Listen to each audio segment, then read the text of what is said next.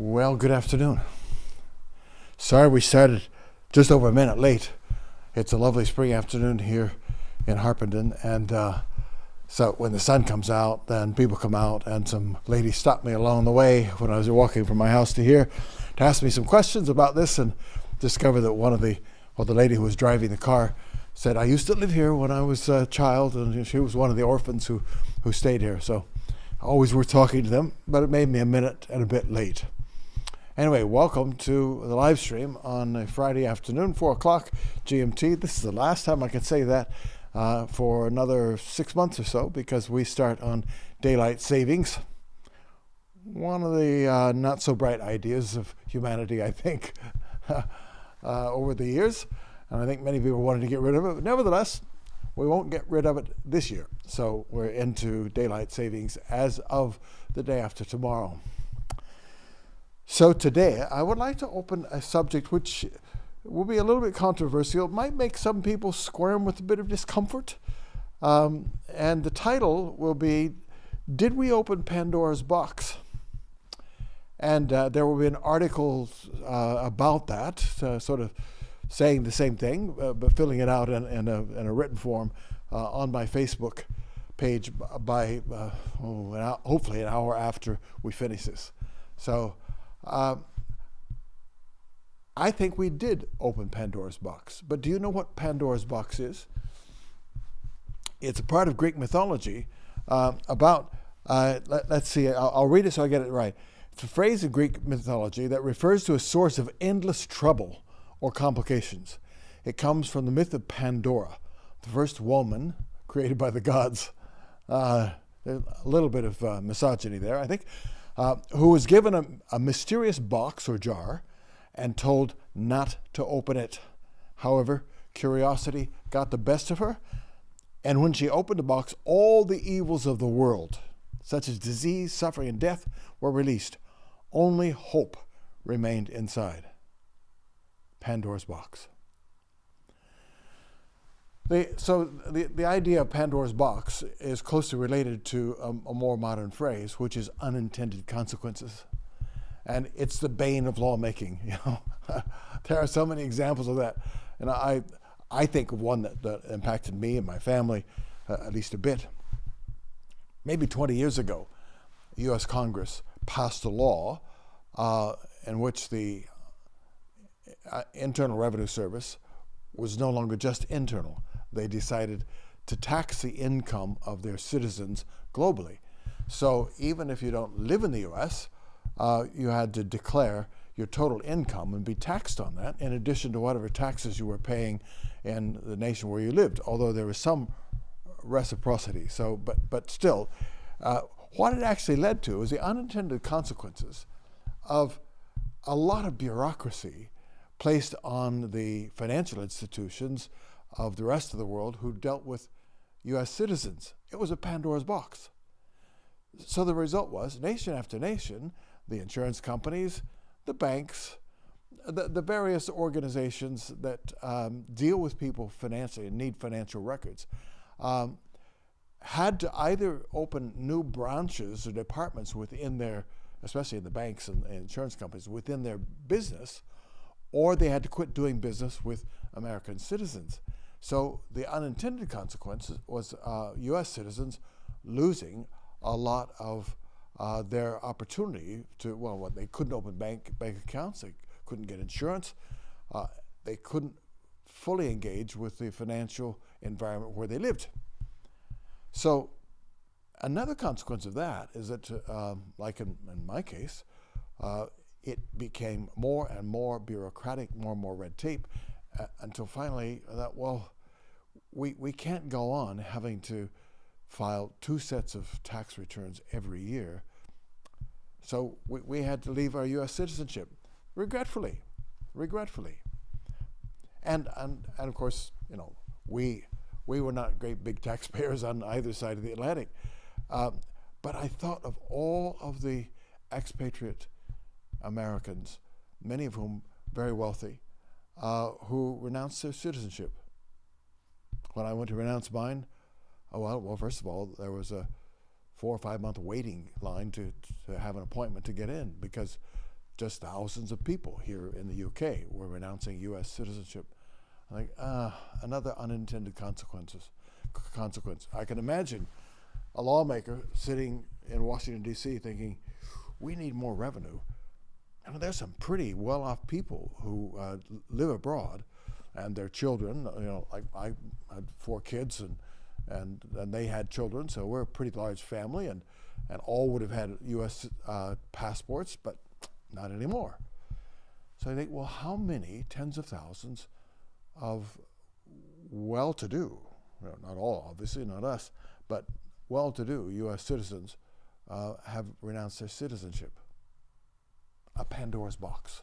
Okay, so that's a bit of an illustration.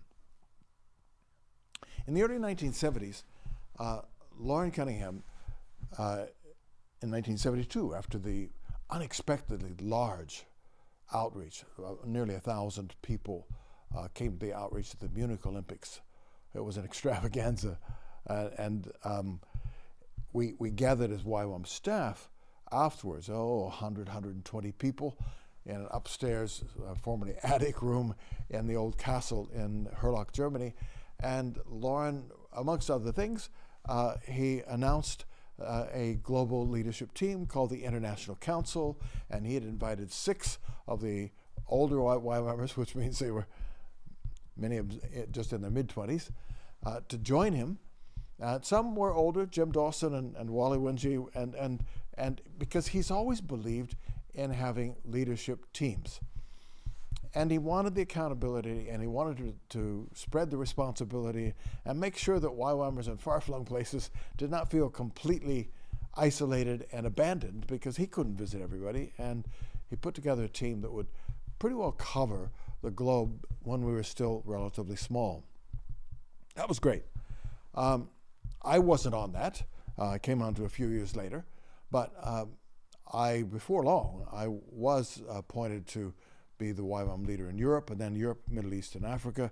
And with that, and with appointment to the International Council for the original ones and for any of us who came on afterwards, I think I was the only one. No, Floyd McClung came on too in the 80s. And that meant more responsibility and wider geographic spread of our obligations and responsibilities.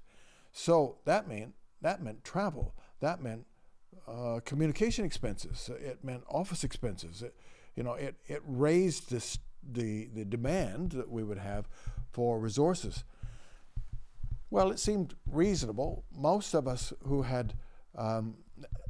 were appointed to those roles had a YWAM base that we'd usually pioneered and that we were leading, and from the income generated by the training and the activities on that base and the people who we would meet in our ministry, we could expect to see some additional income to help us with our travel.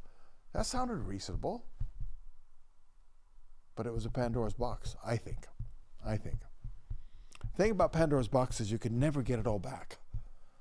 I think this isn't an extreme example of Pandora's box. I think we can claw back quite a lot of the unintended consequences.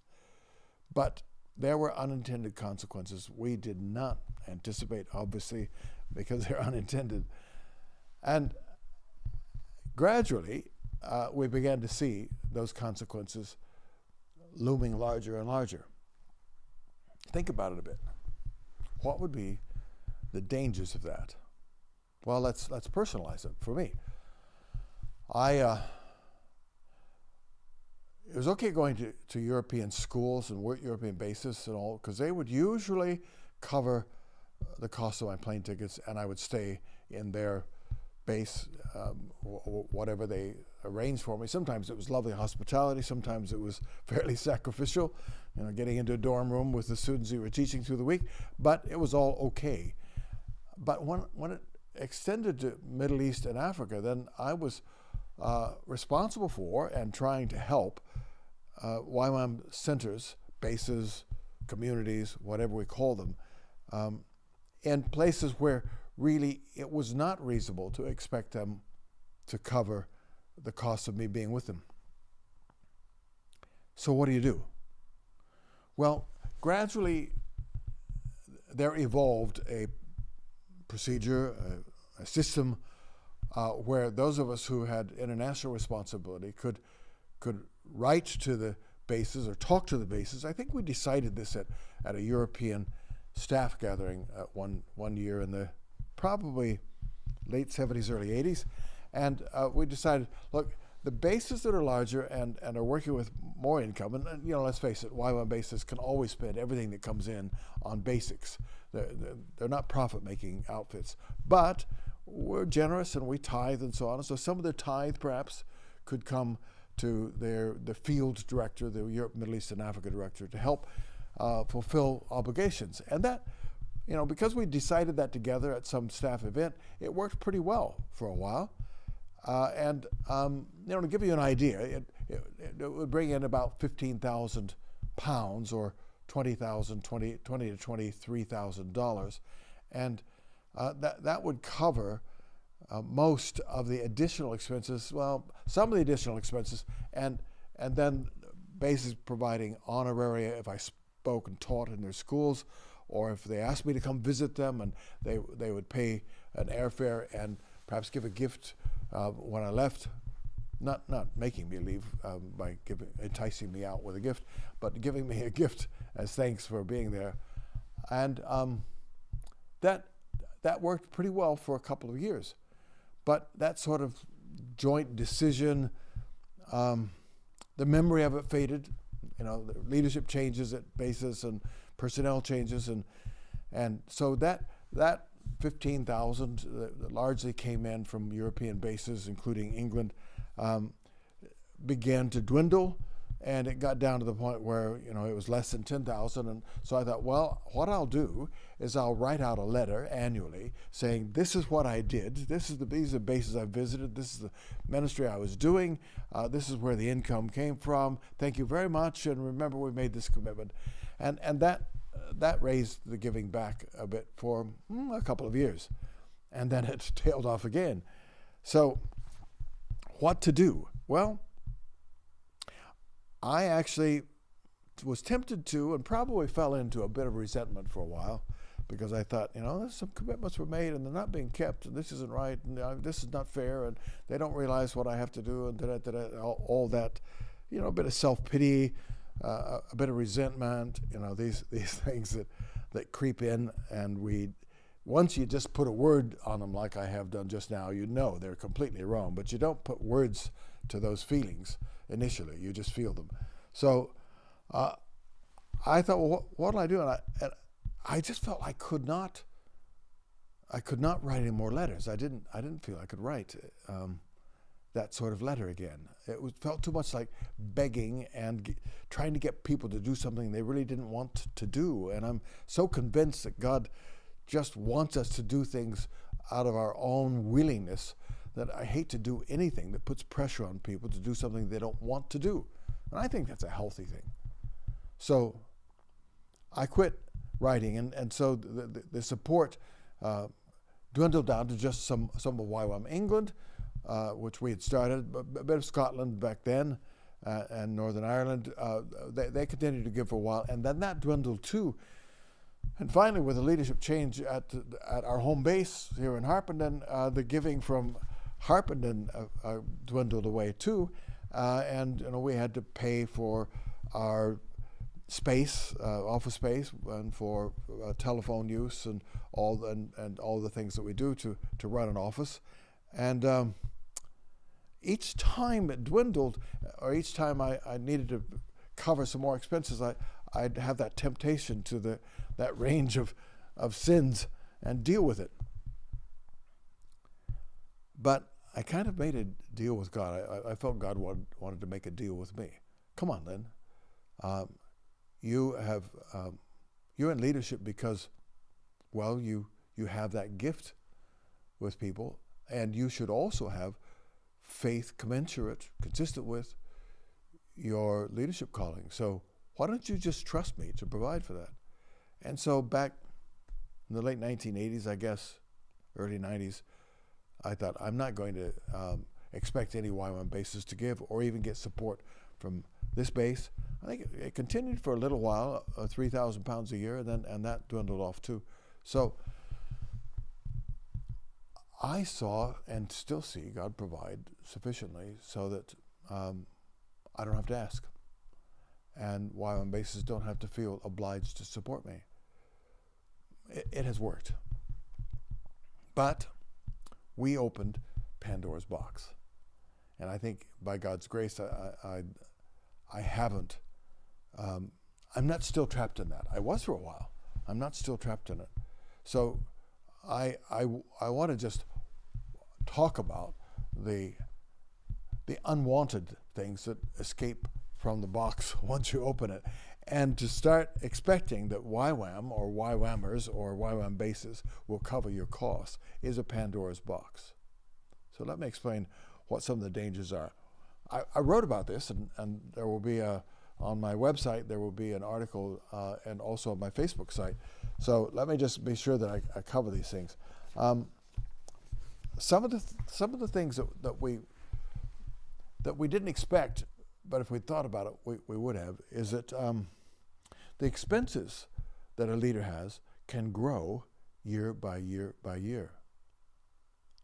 And when that does grow, and the senior leader, maybe the original pioneer of the base and the original senior leader, maybe still senior leader, when they're getting their expenses covered, the expenses can grow and grow and grow, and they, especially if that leader is making the decisions about what money is given to his or her office, and then they also spend it, that is a classic conflict of interest.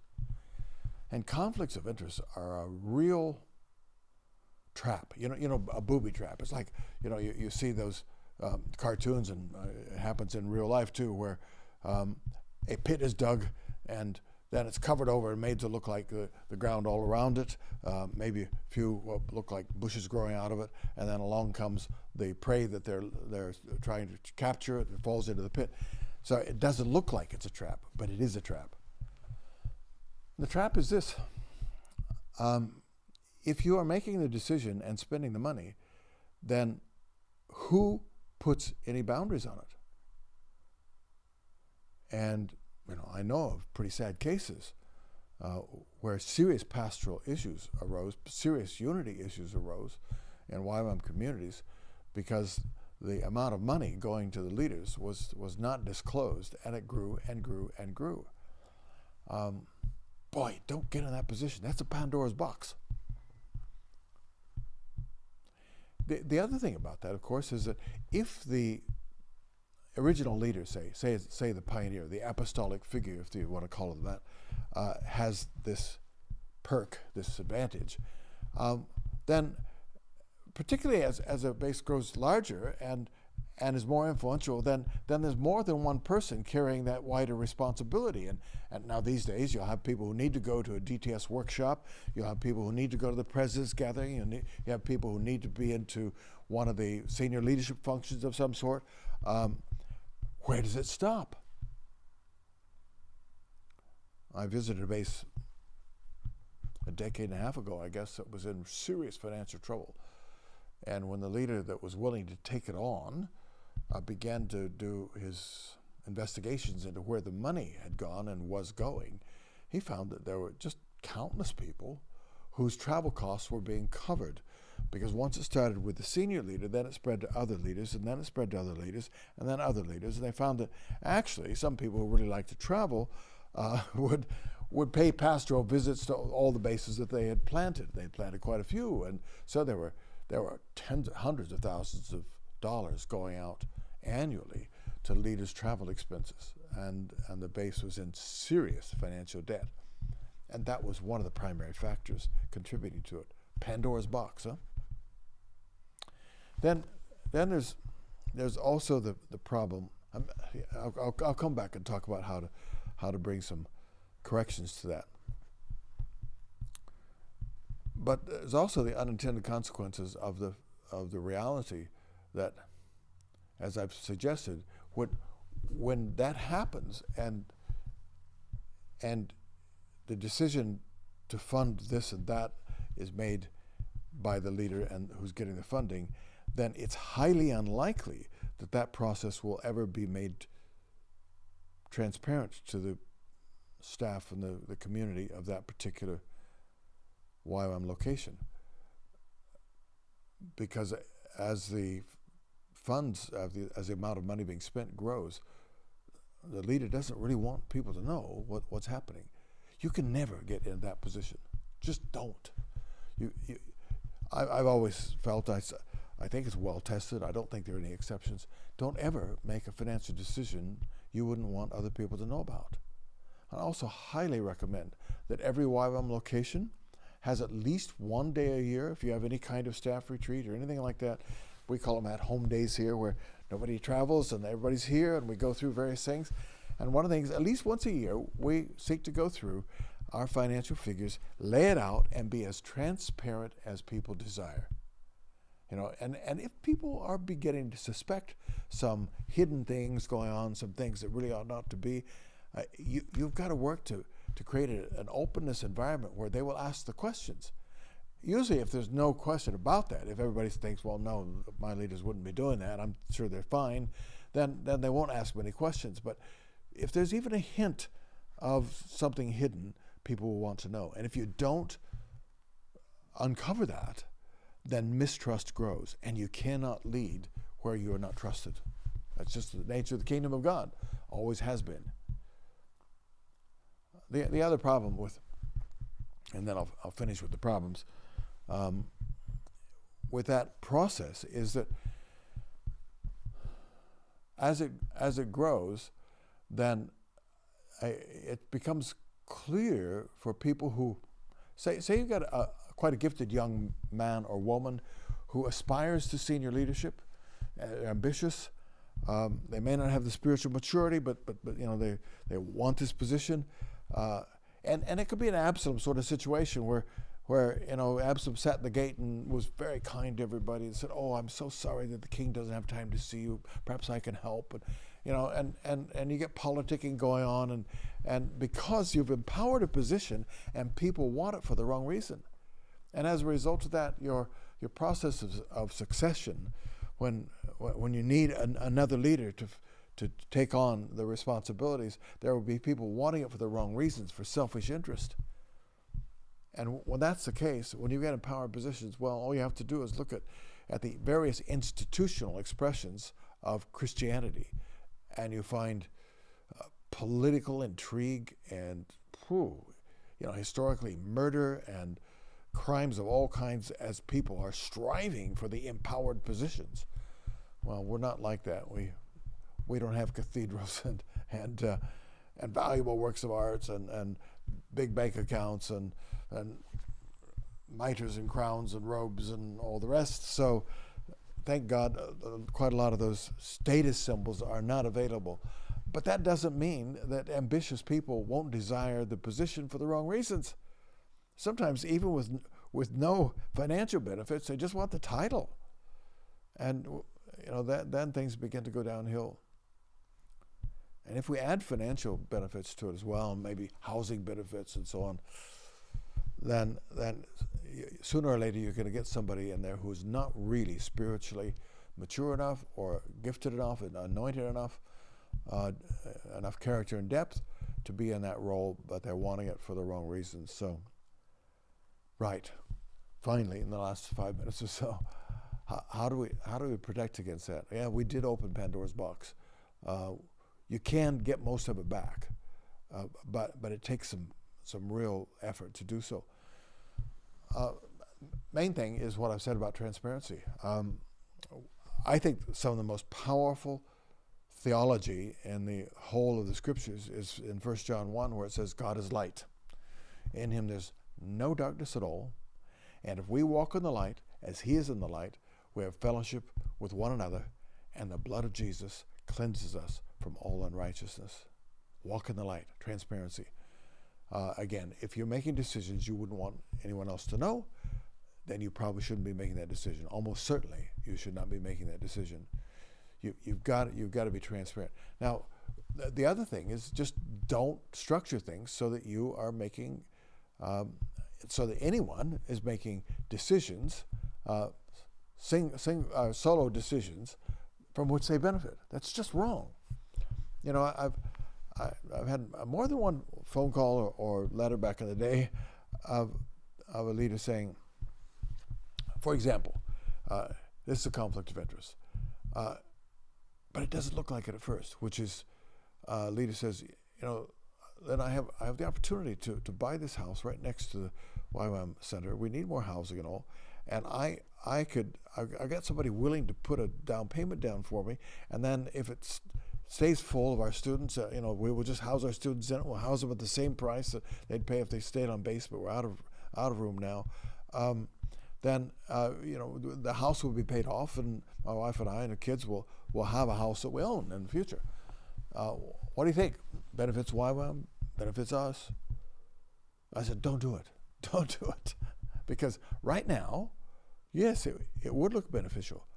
But what happens when the numbers of students dwindles, or something happens like COVID, where you can't have students, and you have to make a choice whether you fill your house or you fill the YWAM base?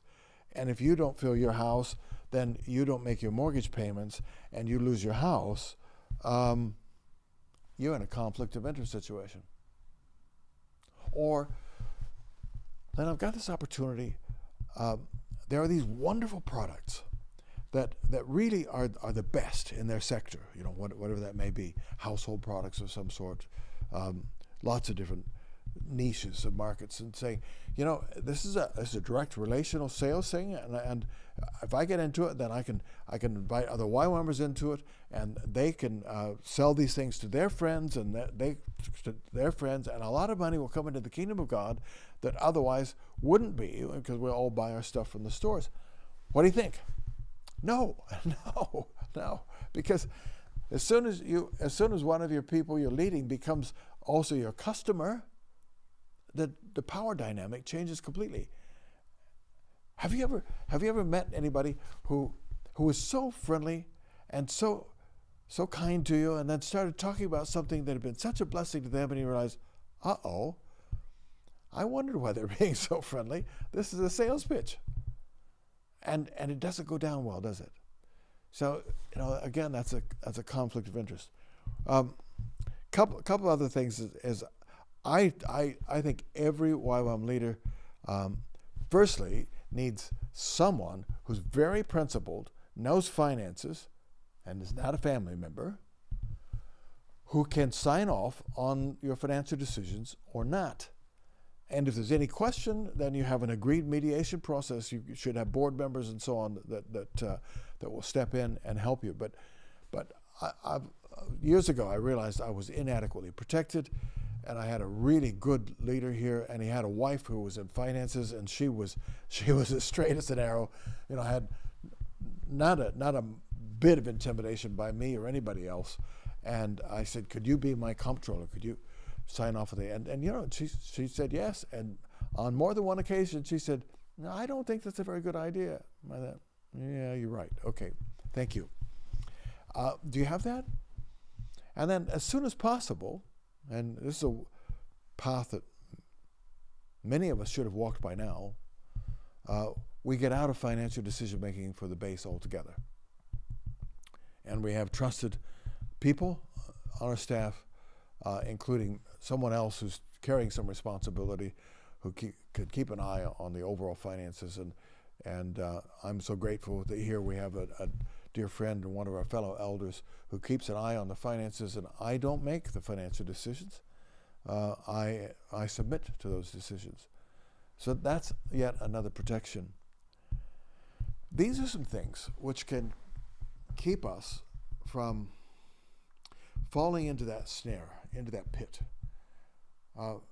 Because I guess it's on my mind because I'm just aware of some leaders who recently have fallen into these pits.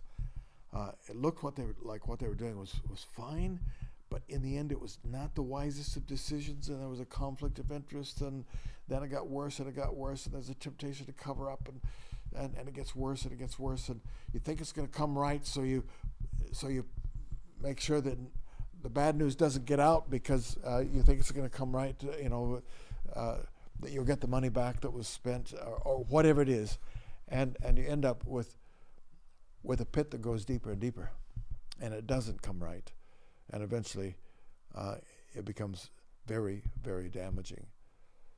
So, a word to the wise: if you're a leader, take heed. Go to my website, go to my Facebook, read the article. If you're in a leadership team and you think there's some things going on that are not very transparent, gently, without judging, without any punitive ideas, without any self-righteousness, raise the question with the leader. If the leader is not responsive, raise the question with the leadership team. If they're not responsive, who has authority? Is there a board there? Which reminds me, of course, if you're in a YWAM situation and you got mostly you and your friends on the board, that is not healthy.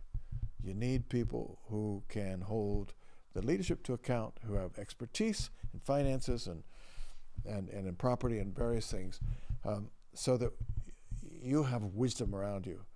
So if you're somebody who says, I think our leader is potentially in trouble here, I've spoken with him or her and they're not responsive, then go to another authority or call another YWAM leader in who's trusted and valued by the leader that you're thinking about. But let's do what we can to get back into the box the things that were unintended when we started that all those 50, 60 years ago, and which got out of hand. Not everywhere. Thankfully, boy, there's a lot of principled people. The vast majority are very principled, and it's not out of hand. But where it is, well, we're all at risk, because all it takes is one or two fairly high-profile disasters where a YWAM leader is discovered, and I'm not saying there is anybody in that position right now, but if there is one who then is, the newspapers get onto, the websites get onto, the cult watch sites get onto, and the accusations have any validity, then we all suffer. So let's be upright and get all that we can back into the box or the bottle, put the cap on, put the lid on, and be vigilant for the remaining issues that can still cause difficulties. You might have questions on this. And by the way, I heard that my website was not accepting comments, and I don't really monitor the Facebook site, although I think Tiago does quite a bit. So we're trying to get the website fixed, and if you got questions, please do let me know.